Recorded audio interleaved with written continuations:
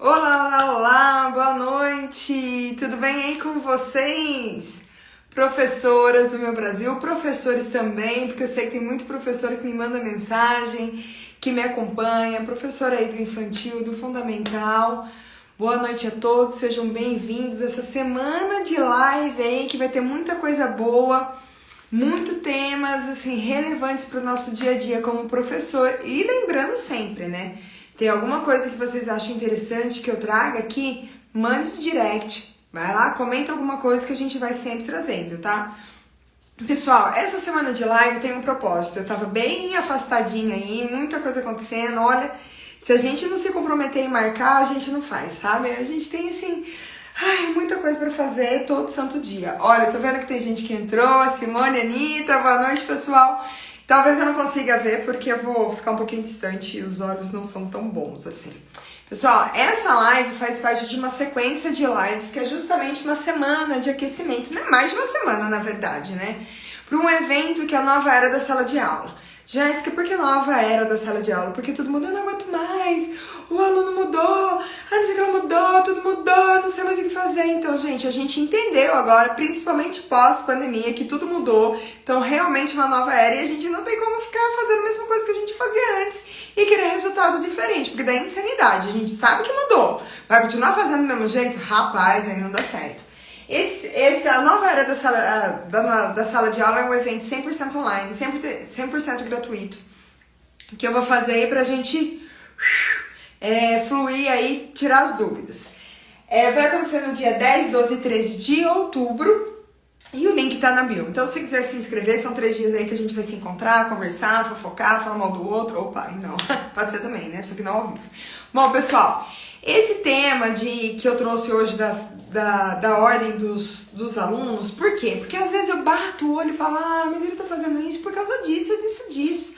Aí outra, mas como você sabe? É por causa disso. Então é muito bom a gente ter um pouquinho do conhecimento. Mas peraí, Jéssica, o que você tá falando? Qual é o tema mesmo? Ó, vamos lá lembrar do tema. Ó, gente, eu tentei fazer a live hoje aqui com já meio que anotado para agilizar, senão vou para outro tema, eu vou falando muito, eu acabo me perdendo, a live fica extensa e tem muita coisa para falar, mas eu quero ser sucinta. Então assim, ó, a ordem de nascimento e a personalidade do aluno em sala de aula. Poxa, será que isso tem a ver? Será que não tem? Como que eu identifico isso? Como que eu uso isso a meu favor, tá? Pessoal, porque o evento esse que eu vou fazer, que é a nova era da sala de aula, tem a promessa do quê? Eliminar o caos em sala de aula e você se transformar na melhor professora do mundo. Jéssica, a melhor professora do mundo pra quem? Pra você, né? Porque, muitas vezes esperar o pessoal reconhecer, a família reconhecer, gente, sendo pra você e melhorando a sua vida, basta. Depois, aos poucos, o reconhecimento vem. Então, assim, o primeiro passo é só a gente lembrar um pouquinho aqui do que é personalidade, né? Porque eu adoro quando a pessoa fala, ele é assim, porque personalidade forte. Personalidade forte, nossa, mais, né, forte lá na casa da Tonga da Mironga. A personalidade da criança, gente, tem a parte física, psíquica, mas também, e é o que mais aparece, que mais tem impacto no nosso dia a dia como professora, é o quê? É o conjunto das características que essa criança tem. E ela vira o quê? Vira padrões do quê? De pensar, de sentir e de agir. Isso, pessoal, eu não vou me estender, mas isso vira hábito, tá? E aí, quando vira o hábito, é muito difícil a gente agir, pensar e sentir diferente. Mas espera aí que isso eu vou falar mais pra frente e um pouquinho disso tudo, tá? Então é o seguinte, vocês acham que é importante você saber disso, da característica da personalidade, do padrão de comportamento, padrão de como o seu aluno sente, age, pensa? De boa, eu que não sou tonta nem nada, eu acho que sim, que é super válido. Porque como que eu vou falar desse aluno? Como que eu vou querer que ele melhore? Como que eu vou argumentar com a família? Né? Então tem muita coisa ali que envolve você saber um pouco do aluno, sim. Eu não gosto muito desse pessoal que fala, por que eu tenho que saber disso? Poxa, você trabalha com o aluno, né? É a mesma coisa, eu tô trabalhando lá uma máquina na produção e a pessoa fala, por que eu tenho que aprender essa máquina? Não aprende, aí você perde o dedo, sei lá, gente. Tem que aprender sobre o aluno sim. Mas não é meu filho, mas você convive com a criança mais que o pai e com a mãe. Quando a gente fala de saber sobre o aluno, não é porque você vai, vou adotar a criança. É que sabendo, ter um pouquinho de noção das características dele, aumenta a conexão, que melhora o engajamento do aluno, que melhora a vida de quem? Da mãe que tá em casa? Não, a sua. Então esse é o propósito, tá? Então assim, o que é essa live? Porque eu gosto de falar, gente, parece que eu tô meio torta, né? Vou tentar, sei lá como que eu faço aqui, que tá difícil pra mim, viu? Eu vou trazer mais informações, mais conhecimento, tá? Aí a partir desse padrão de como a criança vive, reage aí, vai ver como que ela interpreta o meio social que ela vive. E o meio social aqui pra gente é a sala de aula, né? Então assim, eu não vou ficar falando da personalidade do aluno, pra saber como que o aluno fica na casa dele. Na casa dele é meio que responsabilidade do pai e da mãe. É ótimo se o pai e a mãe souber também e ajudar. Mas o meu objetivo aqui é sala de aula. São as 5, 6, 7, 8 horas que eu passo com esse aluno, tá? Aí a gente vai ver que cria um parâmetro. Sabe o que a gente pode esperar do aluno? Cria um padrão de comportamento que a gente vai falar, eita, tá demais. Eu vou conduzir isso, porque ser professor é conduzir a criança, né? Não é mandar na criança, porque a gente não manda ninguém. Né? A gente pode mandar ali por um tempo, obedecer por medo, mas depois volta tudo ao normal. A gente já sabe disso, tá careca de saber, né? E assim, é reconhecer esse comportamento. Às vezes a gente sabe, mas não consegue identificar. A gente reconhece. Quando a gente tem essa destreza de reconhecer, a gente pode mudar. Porque antes da gente saber o que está acontecendo, a gente não consegue fazer nada. O que não é? Nada aqui é regra geral absoluta, tá escrito em pedra. Por quê? A Jéssica falou uma vez na live. Tem vários fatores que lá no finalzinho da live eu vou falar que interferem nisso também, tá?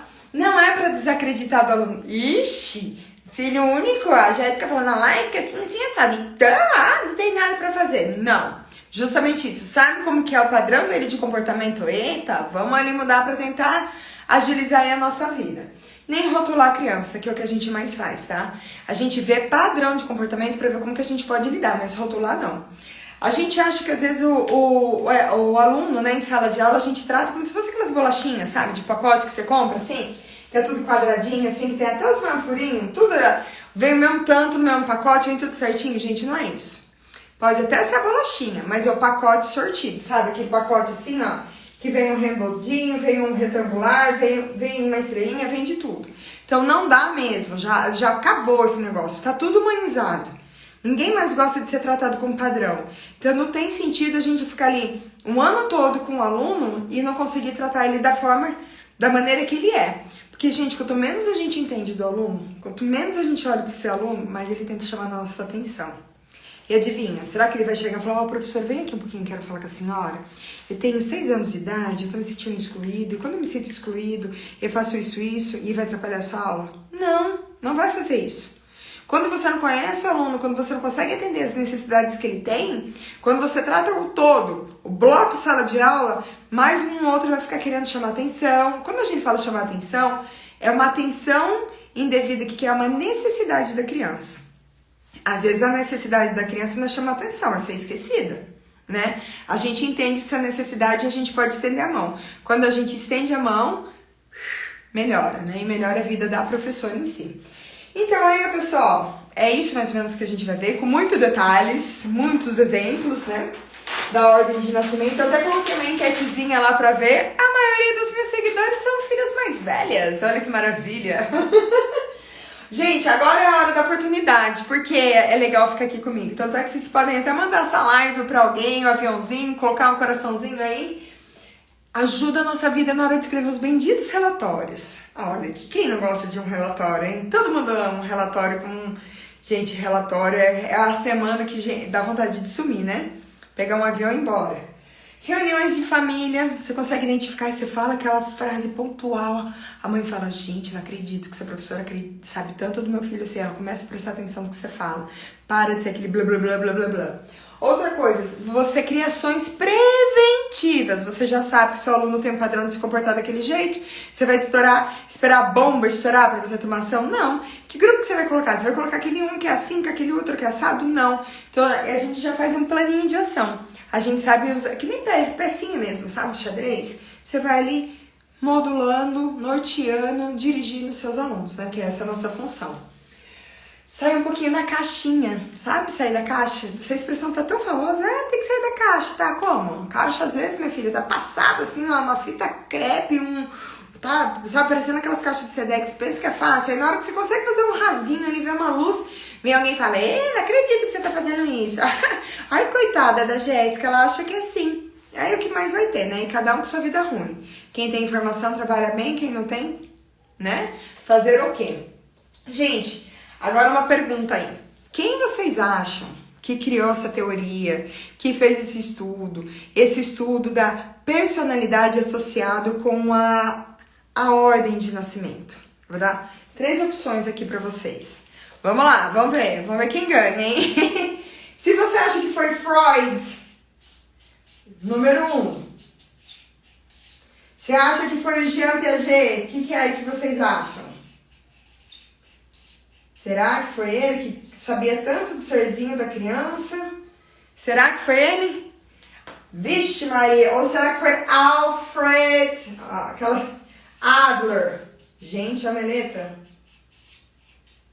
Rapaz. Alfred Adler. Adler, Anitta, let's go. Adler, ó. Foi Adler. Aquelas foi Adler, eu não sei fazer suspense, tá? Muito do que eu estudo é sobre o Adler, né? E por quê? Ai, Jéssica, esses dias eu vi que você tava num grupo de estudo com um americano sobre Freud. Pra saber o que difere um do outro, né? E até assim, um parâmetro que não tá na live, o Freud, quando ia fazer uma análise da criança, ele já chegava com 96 páginas sobre a criança, já pré-estabelecida, sem saber da criança. O Adler chegava lá mó de boas. Cadê a criança? Por quê? Ele acredita na individualidade. Ele acredita que cada um é um ser único e ele acredita que, antes de tudo, tem que ter conexão. Se ele não sentou, ele conversou, não vai dar certo, né? E aí todo mundo, nesse encontro que eu tive lá nos Estados Unidos, todo mundo, gente, mas por que Adler não é tão conhecido como Freud? Por que não tem isso? Nossa, eu procurei uma psicóloga que aborda isso. Não tem, ainda não tem. O porquê é pra outra live, um dia eu trago. Mas ele não tinha esse empenho todo em ser famoso. Ele queria trabalhar assim nas surdinas. Tanto é que ele fazia uns grupos de estudo em praça pública para ajudar pais. Então, assim, o cara era visionário, né? Então, pessoal, quem foi esse Alfred Adler que criou essa teoria? Ele é um austríaco que nasceu em 1870, já faz um tempinho, e morreu em 1937. Acho que hoje ele teria uns 152 anos. Né? Ele criou essa psicologia do desenvolvimento pessoal, né? O que ele fala tanto? Ele fala que a gente é mais fácil pra gente agir conforme os padrões que a gente teve no passado do que a gente tem de referência para o nosso futuro. Por isso que a infância é tão importante, né? Por isso que o pessoal fala, quer ser rico? Pense como rico. Quer ser magro? Pense como magro. Mas aí, como que a gente vai fazer isso? Né? Se a gente está todo amarrado, todo preso ali nas crenças que a gente teve na nossa infância, que a gente pensou, sentiu e decidiu sobre nós mesmos, embasado no que o outro correspondia com a gente. Então, se você vai subir um murinho lá, você vai cair, é perigoso.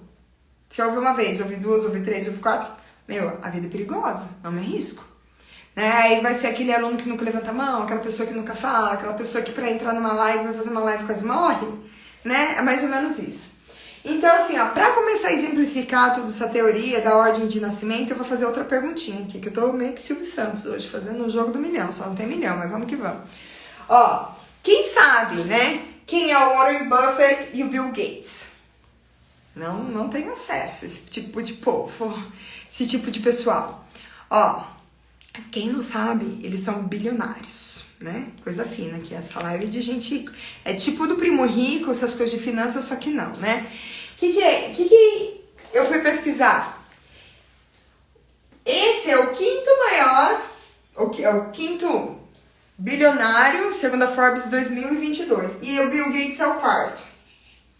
Legal, hein? Da hora. O que isso tem a ver com a live? Não sei. Vamos aí. Que ordem de nascimento você acha que esses caras são? Que estão lá no topo da Forbes. E aí, por que eu peguei esses dois de infeliz? Faz tempo que eles estão lá. Não é um que apareceu e cai e volta. O que será que eles têm em comum? Será que é a ordem de nascimento deles? Será que eles são filhos únicos? Será que eles são filhos mais novos, do meio, mais velho? E aí? Se fosse chutar. Bom, eu vou falar aqui pra vocês. Eles são filhos do meio. E tem um livro, tudo que fala sobre isso. Eu não vou me aprofundar da história da biografia deles. Maturidade, o filho do meio, será que é isso? Vamos ver, vamos ver. Mas eu achei muito engraçado isso. Então, ó, primeiro sinal, se você tá assistindo essa live, você é filho do meio e não tá rico, tem alguma coisa errada com você. Eu não posso falar que eu não sou filho do meio, então, ó, tem alguma coisa errada aí. Pera, não precisa ser milionário pra desenvolver as características, não. Gente, eu sou uma pessoa que adora desenhar, mas não sabe, tá? É aquela pessoa que adora dançar e não sabe, adora cantar e não sabe, sou eu. Então, o que aconteceu? Faz de conta que esse guri aqui, ó, é o Bill Gates. Olha só, lá na infância dele. Todo legal, né?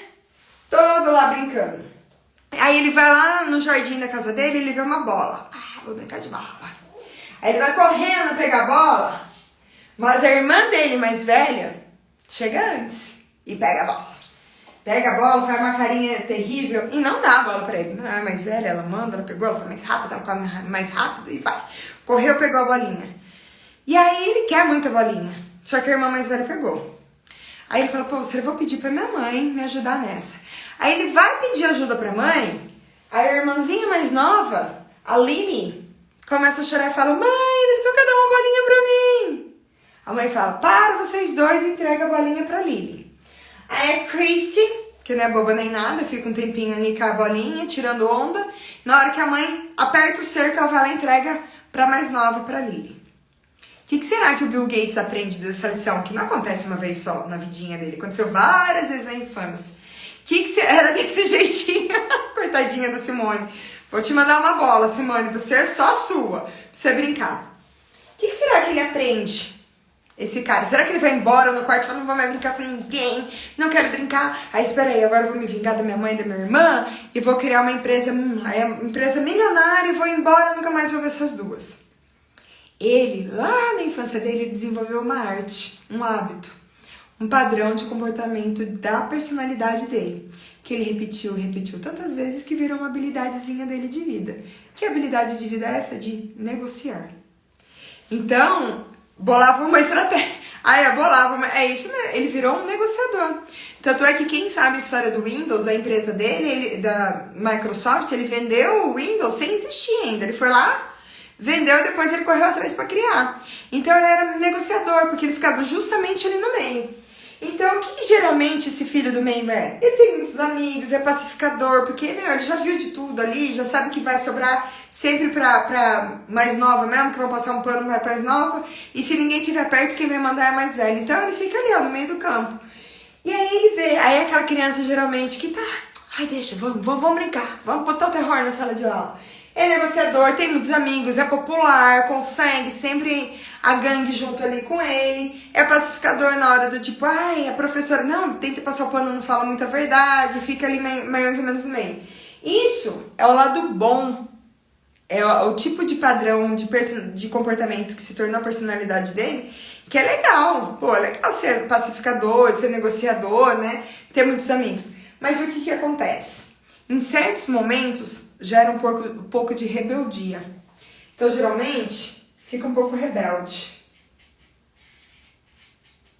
Mas por que, Jéssica? Porque uma hora cansa ficar cedendo. Uma hora cansa, chega uma hora que... Então, é muito normal sair e deixar todo mundo pra trás, eu não quero mais ninguém, chega uma hora que cansa mesmo, porque parece que ele não tem apoio de ninguém. E aí, o que acontece? Ele não se sente parte. Então, às vezes, é um aluninho que você tem que ficar chamando sempre pra participar, porque pra ele tanto faz, tanta coisa, tanto faz. Quer me colocar? Me coloca. Não quer colocar na brincadeira também, tanto faz. Aí ele perde a vontade de engajar com as coisas e fica ali. Então, não se sente parte, né? O que mais, Jéssica, será? Ele tem muita vergonha. sabe, de expor, porque parece que ele nunca tá certo. Então você vê um aluno que fica meio retraído, com um pouquinho mais de vergonha de participar das coisas. E aí tem a tendência, principalmente quando é criança, de ser meio, nem vai com as outras. Ah, fulaninho fez mesmo, eu vou, nem vou decidir que lado que eu vou, nem vou opinar muito, eu vou que vou, porque isso sou eu. Tá? Então assim, é a característica. Então, se você sabe, você não vai formar um grupinho ali com, não sei qual é o número da sua sala de aula, mas você vai colocar 3 alunos que são filhos do meio, vai ficar aquela lenga-lenga, ninguém decide nada, porque eles não têm esse poder de decisão e não sai muita coisa. Então, isso é legal pra gente saber, pra escrever relatório, pra conversar com a família, pra falar, ó, talvez em casa ele tenha um momento que seja dele, um momento que vocês deem voz pra esse cara, pra ele poder falar. Então, tudo isso pra criar a parceria da comunidade escolar pra ajudar. Então, é uma característica do filho do meio, né? Vamos seguir aí que a gente tem outros lindões aí pra gente falar. Jéssica, o que mais? Por que você tá falando isso? Que isso vira hábitos da personalidade da pessoa. Como assim? Ó, você veio do A pro B. Você veio uma vez. Veio de novo. Veio de novo. Veio de novo. Foi, voltou. Isso aqui fica muito marcado na sua vida, porque são ações repetidas na infância que viram quem você é, né? Se não tiver ninguém para te colocar em uma situação ali, ou para mudar a pecinha, para te colocar em outra posição, para você tentar desenvolver outra habilidade, esse é o nosso papel, né? Para não deixar a criança ali dentro do mundinho dela e não desenvolver outras coisas que ela necessita, né? Determina a forma que as crianças agem. Esse é o ponto. Por quê? Nas relações dela mesma com o outro. E aí, isso vem como? É a forma que ela se comunica com ela e com o outro, e a forma que ela se relaciona com ela e com o outro. Com ela, que é aquela vozinha interna que fica falando dela, pra ela mesma. E com outra na sala de aula com os amiguinhos. Então, tudo que ela sempre tá fazendo, se a gente não oferece um repertório de ações diferentes, a gente só vai estimular. E o que a gente faz? A gente vai deixando, porque é mais fácil, tá confortável, é a criança que arruma briga mesmo, então deixa ele ali. Mas tem uma hora que essa criança, esse filho do meio, esse aluno aí que é filho do meio, vai ter que estar em um confronto para ele colocar realmente a opinião dele. Então, isso é uma característica da personalidade. Se a gente não mudar, reposicionar esse aluno em outras atividades que ele possa expor um outro lado dele, a gente sempre vai ter aquele mesmo aluninho. Em janeiro, quando você começa a dar aula, até dezembro. E a gente quer uma evolução dessa pessoa, desse ser humano que está em sala de aula. Independente só do conteúdo pedagógico, né? Que são as habilidades de vida, que são competências socioemocionais da BNCC. Então, a gente não está ali mais só para passar o conteúdo. A gente tem que trabalhar tudo isso, né? Esses hábitos que são criados na infância, por que é mais forte lá? Porque, o cérebro está sendo formado. Então, que legal, sabe? Aquela casa nova que você coloca o que você quiser. Você não tem que adaptar mais a geladeira que foi feita para aquela cozinha que para passar você desmonta tudo. É tudo novo. Você coloca ali do jeito que tu quer. Então, na infância é muito mais fácil. E é inconsciente. As coisas vão ser inconscientes. Nem a criança tem consciência, nem os pais. Só às vezes a gente se tem um pouquinho mais de conhecimento. E assim vai como se fosse igualzinho à língua materna. Você sabe quando é que você começou a falar o português? Como que foi? Não, mas você sabe que você fala. Qual a frequência que você fala? Todo dia e o tempo todo. Então é justamente isso que a gente quer. Caiu aqui a conexão. Let's see. Deu uma travadinha. Porque a gente tem a tendência maravilhosa, o ser humano, eu sempre falo isso nas minhas palestras e o pessoal dá risada. Nós, seres humanos, se tivesse a possibilidade, a gente pode fazer aquela plaquinha, sabe? Que nem tem no elevador. Antes de entrar, verifique se o mesmo continua ali parado no mesmo lugar. Porque é assim que a gente fica. Então, isso desenvolve na criança o hábito de ficar no piloto automático. Gente, a gente sabe, depois de uma certa idade, pra gente mudar um tipo de crença que a gente tem, um tipo de padrão de comportamento, vale de tudo. Vale hipnose, vale acupuntura, vale de tudo. É justamente por isso que a gente quer trabalhar isso nessas crianças. Não que a gente queira mudar quem eles são, mas para eles terem consciência que eles podem adquirir outras habilidades fora daquela uma que já está no piloto automático. E por qual é o perigo de deixar essas crianças no piloto automático o tempo todo? Que tudo do comportamento, da personalidade é sempre ruim? Não. Tem muita coisa boa, tem muita coisa que é luz. Só que tudo que é luz também tem sombra. Então a gente quer diminuir isso. A gente quer tentar ponderar, né? Para que a gente tenha um desenvolvimento dessa criança melhor em sala de aula, desse aluno, para que flua um pouquinho mais ali a dinâmica da sua sala de aula. Então, a partir do momento que você tem conhecimento do que é a luz da criança, você vai estar atento também no que é sombra. Será que aqui é legal ele participar? Será que aqui vai favorecer? E não é sempre só pro aluno, tá? Quando eu falo isso, que é legal desenvolver habilidade, sim. Só que se você tá num projeto, se você tá num dia difícil, você vai fazer isso pra aula fluir. Você não vai colocar um que tem uma personalidade assim, com outro que tem a outra que é totalmente que vai ter o combate ali dentro em sala de aula. É por isso que a gente tem que ponderar, é por isso que a gente tem que aprender um pouquinho sobre eles, tá? E o filho mais velho, gente? Eu falei do filho do meio, dei o exemplo do Bill Gates, que ele ali aprendia a negociar, porque a mãe estava sempre cedendo pra Lily, que era a irmã mais nova, e a Christy sempre pegava as coisas e queria dominar, então ele tinha que ter o joguinho de cintura dele ali. Será que acontece com o filho mais velho? O filho mais velho teve a família só pra ele, foi o reizinho. E aí ele perde esse trono, tadinho. Mas não perde, fica ali, ó, agora você vai ficar no banquinho de reserva. Ele vira tipo um serviçalzinho mesmo, sabe assim? Ajuda o seu irmão a colocar roupa. Ajuda o seu irmão a arrumar a mochila. Ai, ajuda. Vê se seu irmão comeu tudo. Pega a mamadeira do seu irmão. Então, do tipo, o que será? O que acontece com essa criança, né? Bom, uma coisa que a gente pode falar aí é que eles se tornam responsáveis. Olha só. Eles se tornam líderes. Olha que legal, né? Então, Jéssica, como você prova isso? Eu peguei aqui, pessoal, de uma pesquisa que 67% dos presidentes do United States of America era filho mais velho. 67%, para ver como que eles viram líderes e responsáveis. E 5 das 10 mulheres mais poderosas do mundo, que tem brasileira lá, não sei se vocês sabem, são filhas mais velhas, né? Filhos, a gente fala filho, mas funciona, né, pros dois. E a gente tem que ficar atento, porque às vezes com uma menina fica mais difícil ainda, esse lance de servir o outro, né? O que acontece? Nossa, se ele é líder, se ele é responsável, qual será que é a sombra desse aluno que é filho mais velho? Nossa, mas é legal ter um aluno responsável, não é? Um aluno líder? Depende pra quê, né? O líder pra quê? Se for líder pra botar fogo na sala de aula, não, né? Se for líder pra fazer atividade, beleza. Esse líder aqui, geralmente eles falam com muita firmeza. Eles viram muito autoritários, né? Porque eles meio que assumem o papel ali do pai e da mãe. Então, eles se colocam muito na defensiva, que nem pai e mãe, né? Não pode argumentar com eles. Então aí é a sombra deles. Então são muito firmes, sabe? Principalmente na hora de falar. E às vezes essa firmeza dá ruim, né? Porque é de criança para criança, não é de adulto para criança. Quando é de adulto para criança já não é muito legal, porque a criança já não gosta. Mas quando é de criança para criança rola o fecha. E não dá muito certo. Na sala de aula, eles são muito competitivos. Porque eles copiam muito adulto, né? E adulto quer sempre ganhar, quer sempre ter razão. Olha que maravilha. Então, o que acontece aqui, ó?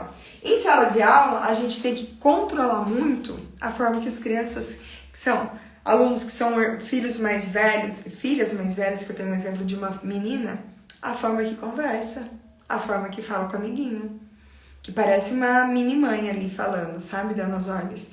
Então, você pode usar as palavrinhas tal. Você pode refalar, redizer, com seu amiguinho ali, porque você tá falando de um jeito que ele não está gostando de ouvir. Então, aí eu sempre volto pra criança, será que a forma que você falou com seu amiguinho ali foi legal? Será que ele gostou? Ela não se importa muito, porque ela é líder, né? Vou me importar com o outro, por quê? Aí eu pergunto, você gostou do jeito que ela conversou com você? Muitas vezes não. Então, na sala de aula eu sempre faço esse trabalho, sabe? É lógico que não é 100% das vezes que a gente consegue, mas quando a gente tem a possibilidade, sim, que vira muito boss, sabe? Que ou é do meu jeito ou não é. E aí não dá certo, que é bem contrário, ou bem diferente do filho do meio, que o filho do meio aprende a habilidade de negociar, que é mais amigável, que tem que ficar no meio dos dois.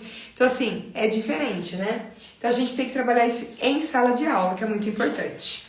Tem outro tipo de aluno, que é o aluno que é o filho do meio, né, que eu já falei. Opa, eu repeti aqui, ó. Que é o filho mais novo. Sorry, escrevi 2 vezes, tá vendo? Pra não ficar perdido ali. Eu só vou revisitar aqui. O filho mais novo, eles se arriscam mais. Por que se arriscam mais? Porque aí depois que já veio um, já veio 2, as regras ali de casa já começam a ficar um pouquinho mais frouxas. A mãe já viu que não morre, sabe? Se a chupeta... Porque tem até aquele meme, né? A mãe, o primeiro filho, quer a chupeta no chão, vai lá, ferve 10 vezes, não sei quantos graus a água, né? O filho do meio, minha filha, vai lá e passa uma aguinha. O filho mais novo já pega a chupeta do chão e põe de novo na boca, né? Então, assim, a mãe já tá ali, já vê que não precisa ter tanto esse medo, né? Que já teve experiência.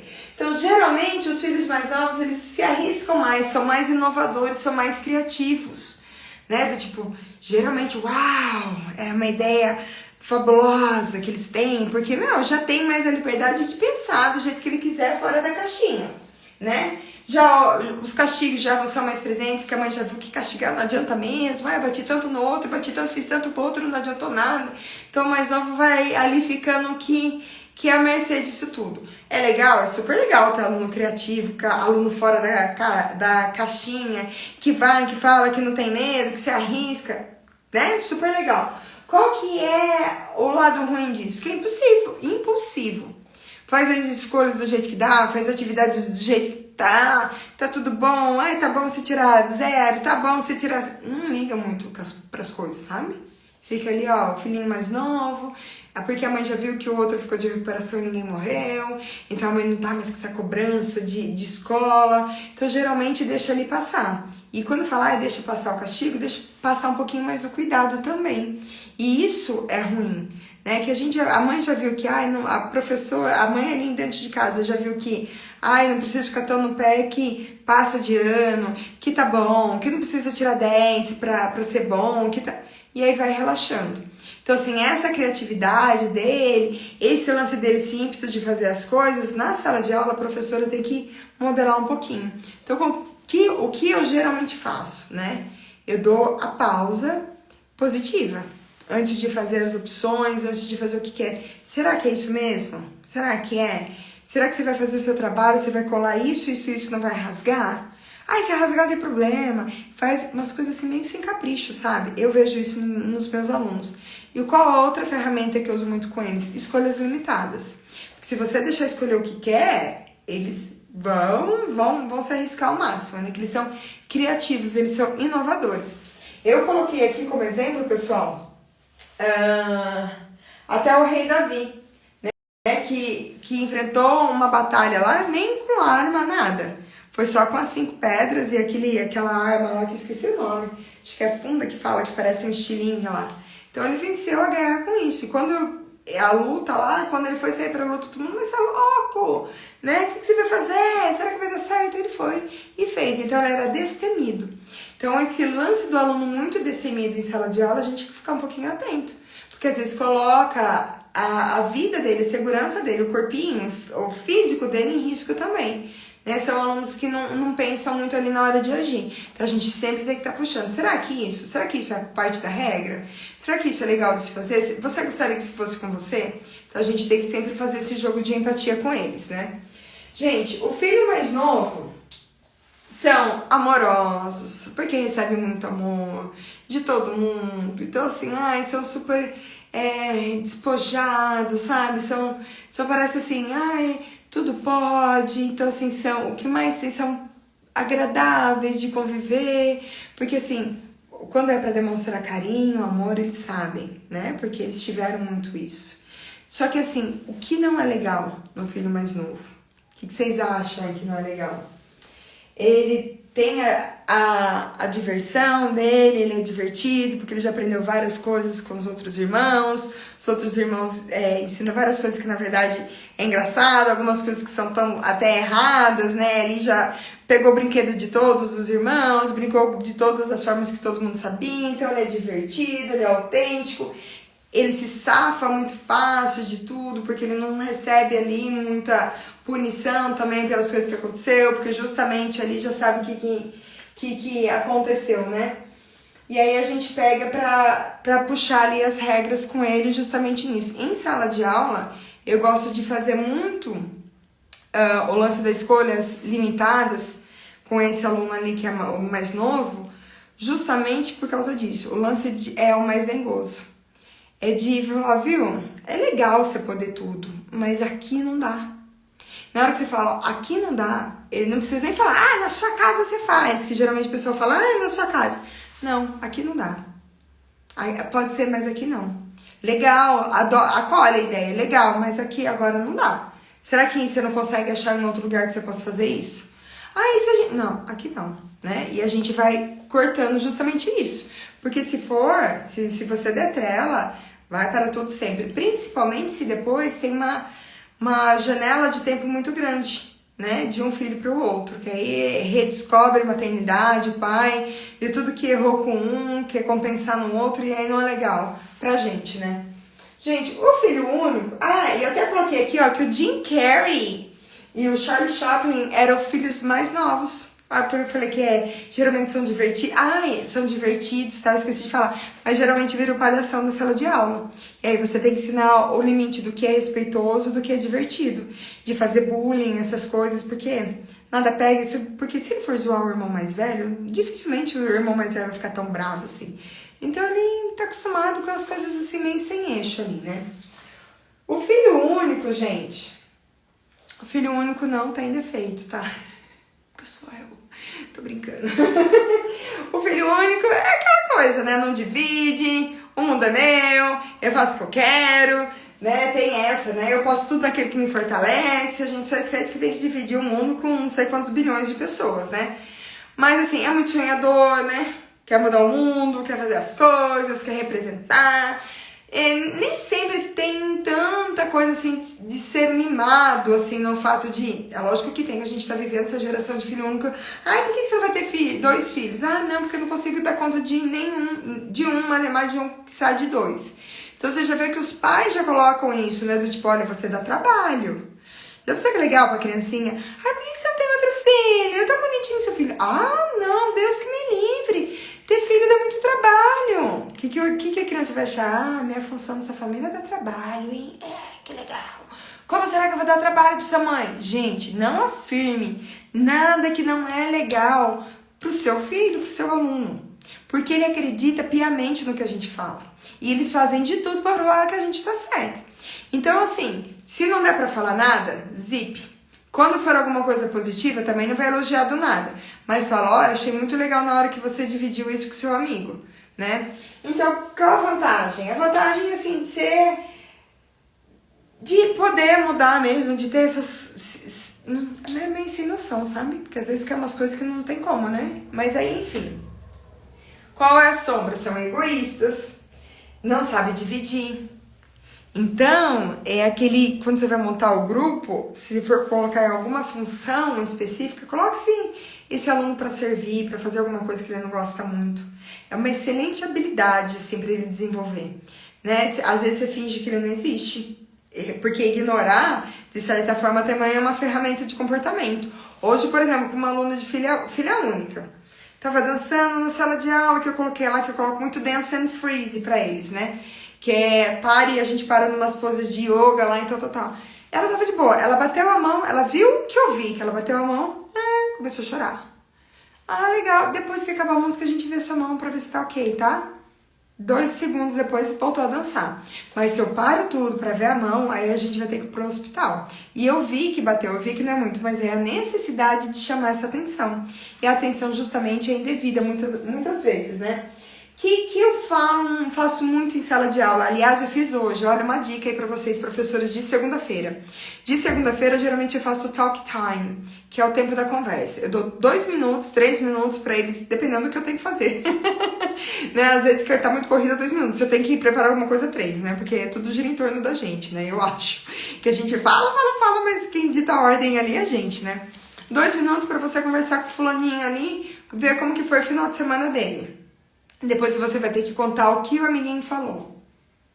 Pro filho único que só tá acostumado a falar, ele tem que ouvir, rapaz, como é difícil. O que seu amiguinho fez?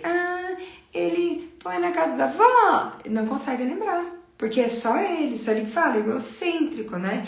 Então, praticar a escuta para uma criança que é filho único, que geralmente é 90% da nossa sala de aula, é difícil. Outra coisa que eu faço para desenvolver um pouquinho essa criança, eu coloco muitas crianças para dar notas umas para as outras, né? E muitos pais que são limitados acham que eu estou delegando a minha função de professora para os alunos, não é isso. Então, geralmente eu faço uma atividade e chamo, olha, eu vou chamar 3 alunos ali para avaliar o amiguinho. Só que todo mundo acaba avaliando todo mundo, que acaba sendo justo isso, né?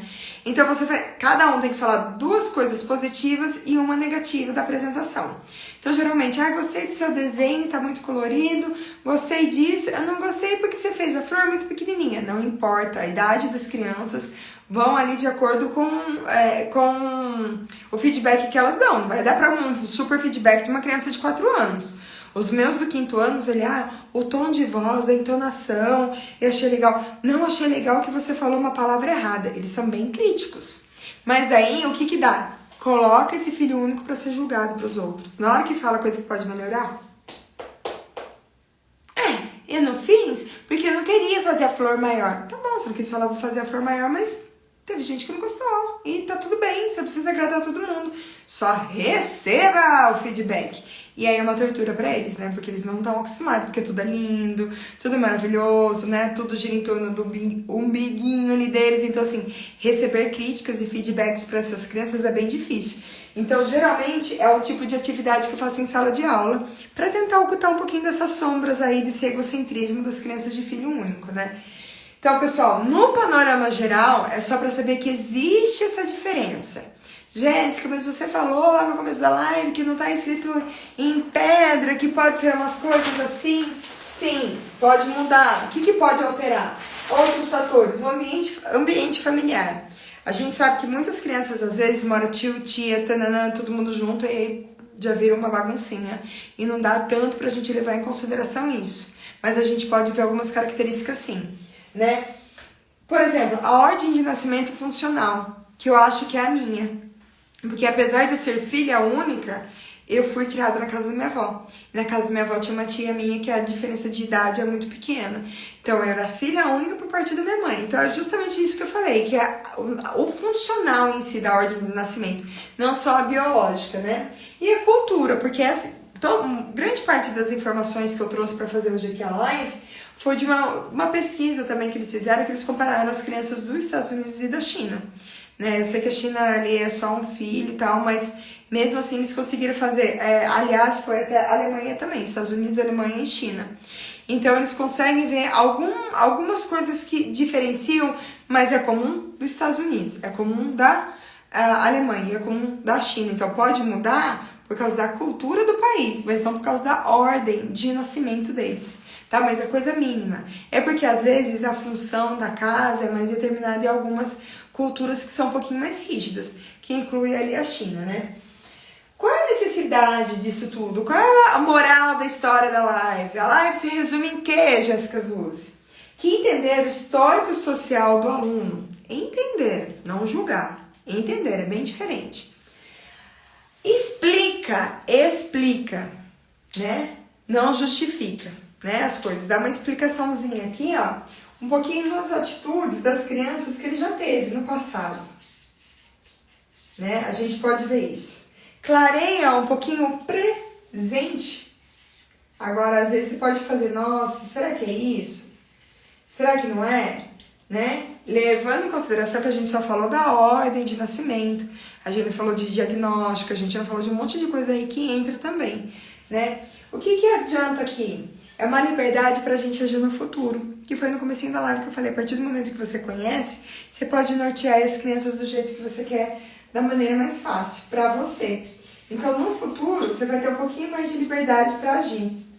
Então, pessoal, eu queria terminar mesmo essa live aqui de hoje, que eu acho que é extremamente importante a gente conhecer um pouquinho dos traços, das personalidades dos nossos alunos e como está relacionado à ordem que ele está que ele nasceu na casa dele, né? Independente de às vezes ser duas famílias que se juntam, pra gente desenvolver essas inabilidades que a criança tem por conta dessa ordem de nascimento e explorar o que tem de melhor. Então, se você tá ali num grupo, num projeto que você precisa de um líder, você já sabe mais ou menos qual conduzir, né? Você vai ali e norteando, porque você sabe que no final das contas, né, quem é responsável pela integridade física, pela segurança emocional das crianças em sala de aula é você. Então, quanto mais você tiver informação das características e das personalidades das crianças, que nada mais é ali que é um padrão, né, de comportamento, de repetição, do sentir, do agir, de pensar neles. Então, por isso que é muito difícil, às vezes, mudar. Mas quanto mais cedo a gente começar, melhor é. E, na verdade, não é nem pra mudar, porque a gente não quer mudar a personalidade de ninguém. O que a gente quer saber um pouquinho mais sobre eles, para que eles possam, na verdade, em sala de aula, exercer outros papéis e desenvolver outras habilidades que dentro da casa dele, ele não tem a possibilidade. Então, às vezes, você não está fazendo isso para castigar o aluno. Ah, então você é filho único, vem aqui que eu vou fazer isso com você. Não, talvez ele não tenha outra possibilidade de desenvolver isso que não seja na escola. Você já é filho único na casa dele. Ele já não sabe dividir as coisas. Vai continuar deixando ele fazer isso na sala de aula? Aí, do tipo, vai ser um adolescente egocêntrico, mimado, egoísta, piriri parará. A tendência é não ter amigo. Quando não tem amigo, fica triste, fica depressivo, tem ansiedade. E a gente já sabe o que acontece. Então, eu acho que é justo, que é humano, que é empático, que é caridoso, a gente pegar e dar uma oportunidade para uma criança exercer uma habilidade que ela não tem. Nem que seja de espera. Coloca um filho único ali para esperar. Sabe? Nossa, você quer morrer. Teacher, me ajuda. Ajudo sim. Ah, esqueci de falar. Ajudo sim. Assim que é terminar. Nossa, o assim que parece uma facada. A criança começa até a chorar, porque esperar não é o forte deles. Porque é tudo muito rápido, o pai faz tudo, todo mundo serve o tempo todo. Gente, a gente sabe que na vida adulta não é assim. Por isso que às vezes começa um tratamento, seja lá na adolescência para ansiedade, toma 3 comprimidos, não faz efeito, volta no médico, aumenta a dose. Ai, tô insegura porque eu tô gordinha, a menina na adolescência, que é um caso que eu tô ali meio que tomando conta. Não tá, mas na cabeça dela tá. Então o quê? Vamos pra academia. Vai pra academia, não consegue emagrecer. Ai, porque não sabe esperar. Porque não tem resiliência, porque foi tudo dado na mão na hora que quis. Aí vai para um colégio particular, a professora tem medo de enfrentar. Tem medo de enfrentar porque, ai, o que a mãe vai me xingar? Não, fala, olha, mãe, o negócio é o seguinte, ela realmente tem esse padrão, porque em casa, justamente por ser filho único, ela desenvolve isso. Na escola, eu tô fazendo o contrário. Na escola, eu tô dando oportunidade para ela desenvolver isso que ela não consegue dentro de casa. Então, por mais que a senhora ache que não faz sentido, o que eu tô fazendo faz sentido sim, tanto pra mim quanto pra ela. Então a senhora fica despreocupada. Dá uma resposta dessa pra uma mãe, pra você ver como que ela nunca mais vai vir apontar seu dedo e falar, ai, realmente tem razão, eu não sabia. Porque mostra que você tá preparada pra isso. Porque quanto mais a gente souber, mais a gente move ali as pecinhas e melhora, elimina o caosinho da sala de aula. Porque eliminar o caos é muito abrangente. Mas quando o fogo ali tá pegando, a gente saber pelo menos o que vai fazer. E não é porque você fez uma vez que vai mudar. A gente sabe disso. Obrigada, sim. É isso mesmo, acertamos, yes. Eu só queria fechar essa live agora, porque senão eu nunca mais paro de falar. Uma coisa. Eu vou ler aqui, tem que ler, né? Porque isso não é minha, é uma citação. Então eu tenho que ser muito fiel ao que tá escrito aqui. E é uma frase de Adler, de 1964. Ele fala que é uma inverdade comum imaginar que os filhos de uma mesma família são formados no mesmo ambiente. É no mesmo lar, mas não é no mesmo ambiente. Eu não poderia nem falar isso porque a conclusão é suas. Claro que há muita coisa igual para todos no mesmo lar, mas a situação psíquica de cada criança é individual e difere demais pela ordem da sua sucessão. Adler, 1964. É de uma página 48 de um livro dele. O que acontece, pessoal? É a mesma coisa falar, eu estudei naquela escola em 1400 e... Tá, e aí? Mudou a escola, mudou os professores, mudou. Então não é porque você fez parte daquela comunidade que vai ter o mesmo efeito em você. A gente é impactado no meio que a gente vive o tempo todo. Quiçá essas crianças que elas estão pegando um modelo o tempo todo. Por isso que cansa tanto, às vezes, a nossa própria cabeça como adulto. Porque o tempo todo a gente está decidindo o que vai fazer, sentindo o que a gente está passando, decidindo e pensando, e se eu fizer isso, e se eu não fizer, e se eu fizer, e se eu não fizer? Porque às vezes a gente não é assim, e não é cansativo. Pra vocês. Já tive uma ideia. Ali na semana da nova era da sala de aula, na primeira aula eu vou disponibilizar um PDF com essas informações pra ajudar vocês, beleza? Acho que por hoje é só. Eu agradeço todo mundo que tenha ficado aqui comigo, em especial Simone, porque a gente, né, tá ali estudando na nossa pós também. E a gente se vê amanhã com uma live também, que o tema é Sou professor e não tenho paciência. Já fui dessas, não sou mais, né? Porque paciência não se tem, né? Se conquista. Ai, a beleza é a única coisa que é natural aqui. Porque a paciência, ó, foi muito ralada. Por isso que eu tenho um pouquinho de autoridade pra falar que eu sou bem explosiva. Pessoal, sintam-se abraçadas, beijadas. Maravilhosa Ti, meu amor. Eu vejo vocês amanhã, tá? Muito obrigada por estar comigo até agora. Boa noite e amanhã tem mais.